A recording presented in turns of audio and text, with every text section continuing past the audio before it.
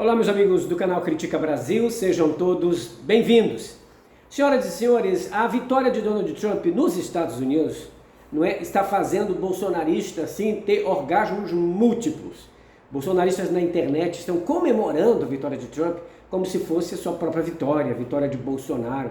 Enfim, são muitas comemorações, muitas teorias da conspiração, muitos planos e, claro, um pouco também de exagero, não é? Eles dizem tudo. Aliás, o próprio filho do Bolsonaro apareceu na rede social dizendo o seguinte: nós vamos frear o ministro Alexandre de Moraes. Agora, quero ver ele se meter com o ministro Elon Musk, porque ele diz que o Elon Musk vai virar ministro do governo Donald Trump. E aí diz ele: eu quero ver o Alexandre de Moraes mexer com o ministro dos Estados Unidos. Veja que incoerência, né? Mas o Carlos Bolsonaro, assim como outros bolsonaristas, veio no Trump a salvação para o Bolsonaro no Brasil, a salvação para o bolsonarismo no Brasil. O certo é que o Donald Trump foi eleito com uma margem grande, ele venceu tanto no número de delegados quanto no número de eleitores, né, que votaram nele. A eleição nos Estados Unidos é indireta, não é como no Brasil, mas enfim, a Kamala Harris esperava uma vitória, mas se fosse uma derrota não tão grande como essa.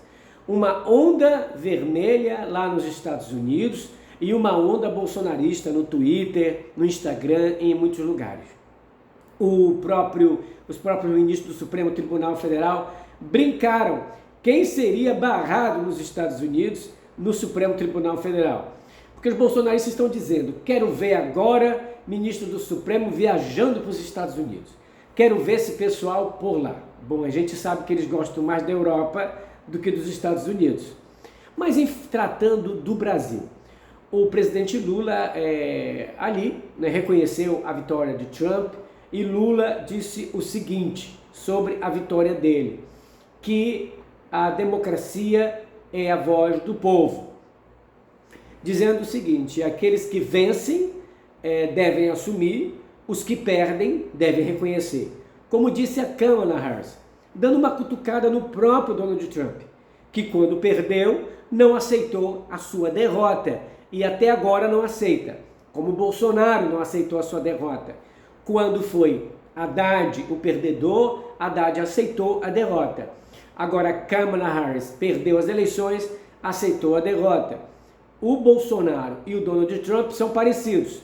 Eleição fraudada só quando eles não são eleitos. Quando eles são eleitos, as eleições então funcionam a mil maravilhas, não é? O que representa para a esquerda a vitória do Donald Trump? O que quer dizer então esta vitória? Olha, o Bolsonaro já veio nas redes sociais dizendo que vai fazer uma revolução no Brasil em 2026. Ele e seus correligionários estão aprontando, manifestações grandiosas e novas investidas no Supremo Tribunal Federal para ter a inelegibilidade ali acabada. Eles querem que o Bolsonaro torne-se elegível para poder concorrer em 2026. Bolsonaro falou hoje já sobre revolução. Não é apenas uma manifestação, mas a revolução.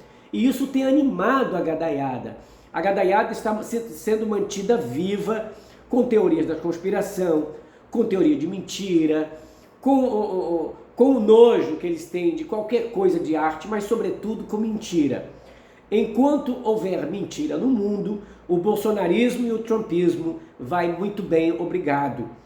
Não tem lei suficiente que ampare as mentiras. E aí fica complicado. Porque nos Estados Unidos, o que foi mais colocado pela derrota da Kamala Harris foi a situação da inflação, que chegou em 2022, 2023 a 9%. Coisa assim grandiosa em 40 anos. A situação no Brasil, a gente está vendo que a economia está bem, o desemprego caiu, os empregos formais cresceram, mas parece que não aparece. Nós não vemos o resultado propriamente na publicidade sobre o que o governo tem feito.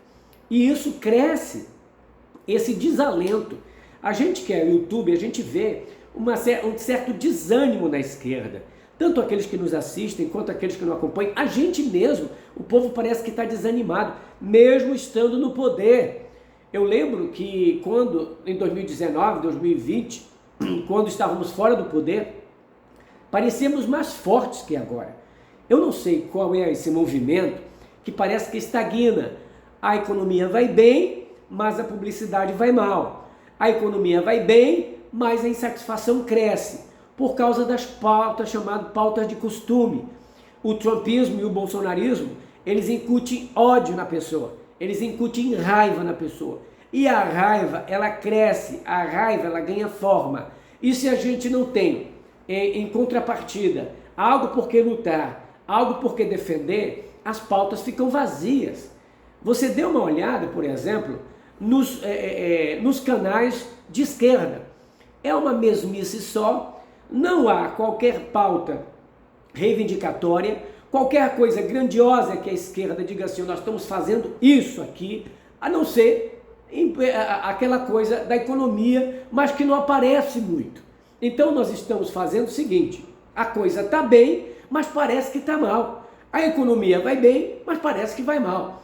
Por quê? Porque não há uma comunicação propriamente do governo com a população. Não há esse engajamento em redes sociais do presidente Lula, da Janja e de outras personalidades. Vocês viram, por exemplo, como era importante a figura do ministro Flávio Dino.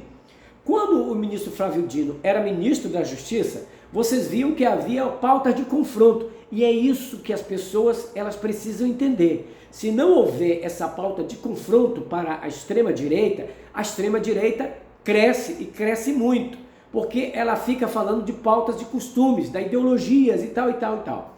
Então, quando o Flávio Dino aparecia enfrentando, dando no olho, ensinando, dando lacrada em cima de bolsonarista, parecia que o governo crescia.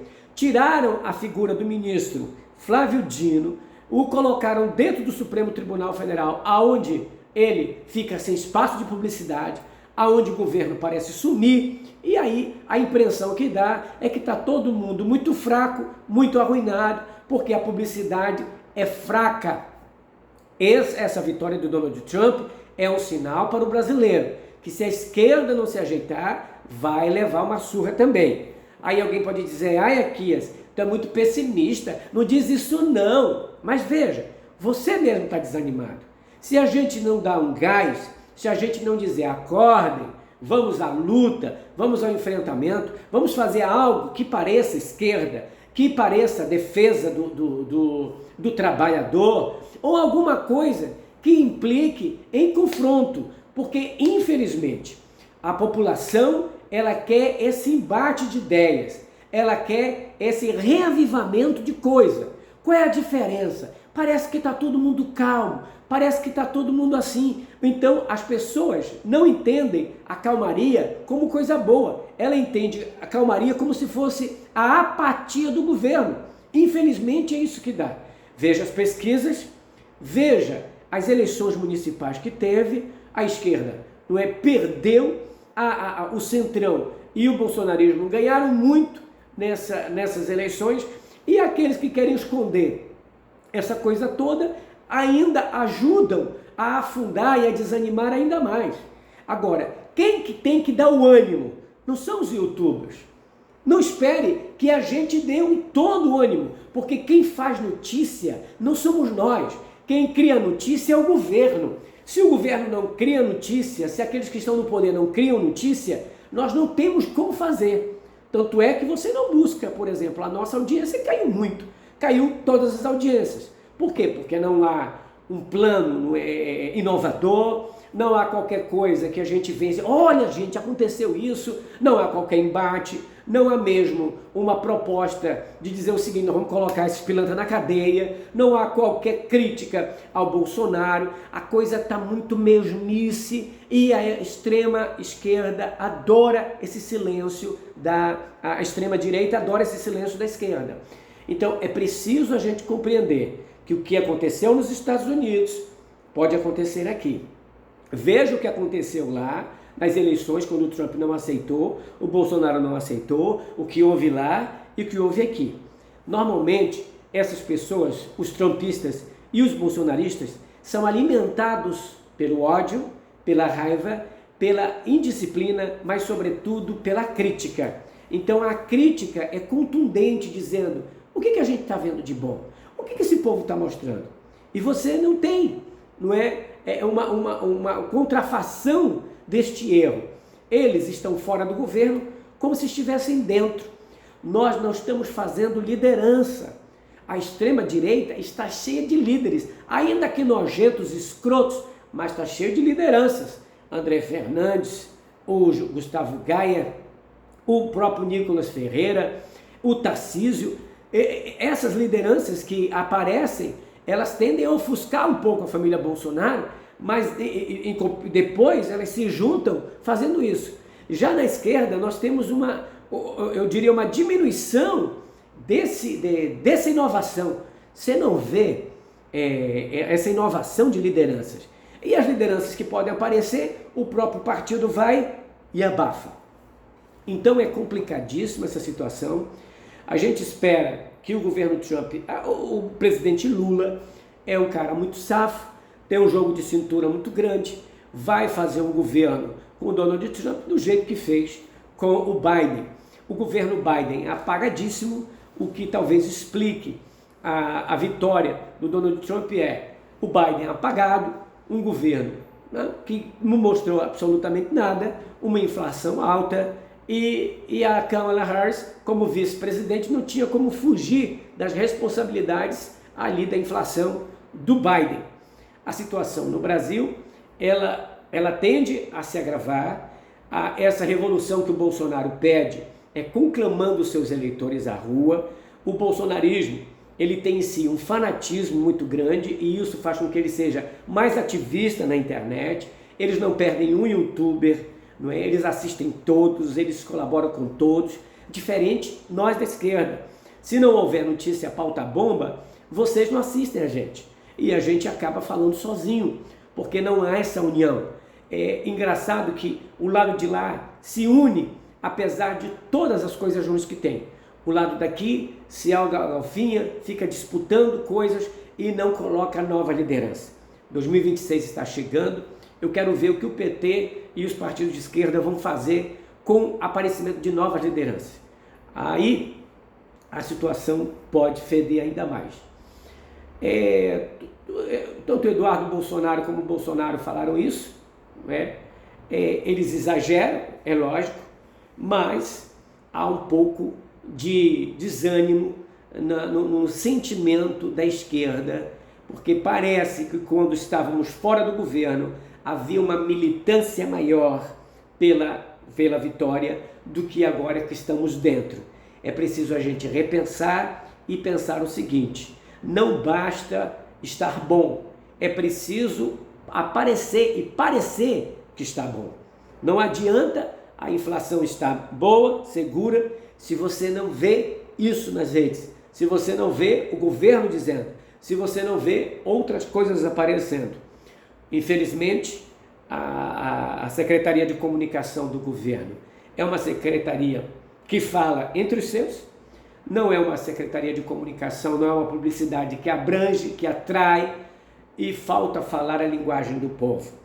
É isso que os políticos antigos precisam entender. A linguagem do povo precisa ser falada, mesmo que a linguagem do povo seja algo que a gente não goste de ouvir. Critica Brasil volta amanhã. Grande abraço para todos.